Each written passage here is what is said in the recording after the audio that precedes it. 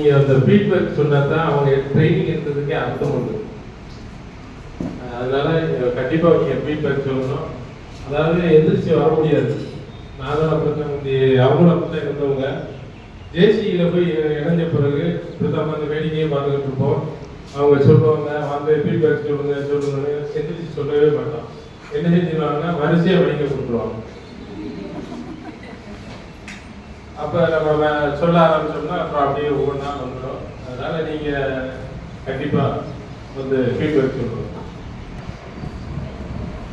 வணக்கம். நான் வந்து பிஎட் முடிச்சிருக்கேன். இதுக்கு முன்னாடி காலேஜில் ஒர்க் பண்ணியிருக்கேன். இன்க்ளூட் முடிச்சிட்டேன். காலேஜ் ஒர்க் பண்ணியிருக்கேன். பாலகிருஷ்ணா காலேஜில் ஒர்க் பண்ணியிருக்கேன். ஆனால் மேரேஜுக்கு அப்புறம் என்ன பண்ண முடியல, என்னால் என்னோட ஃபேமிலியை விட்டுட்டு குழந்தைங்க விட்டுட்டு வெளியே போய் ஒர்க் பண்ண முடியலை. ரொம்ப கஷ்டம்.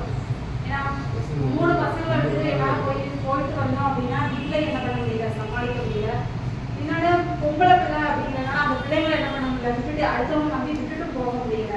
அதனாலேயே நான் என்ன பண்ணிட்டேன் அப்படின்னா, நான் சொன்ன மாதிரி கொரோனா டைம்ல இருந்து நான் வீட்டில் தான் இருக்கேன். இப்போ வரைக்கும் வீட்டில் தான் இருக்கிறேன். ஆனால் இப்போ 1 வாரமாக தான் என்ன பண்ணுறேன்னா இந்த கிளாஸ் நான் வந்துருக்கேன்.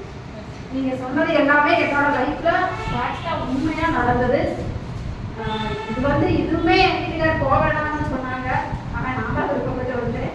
என்னோட விருப்பத்துக்காக சரி போயிட்டு வா அப்படின்னு சொன்னாங்க.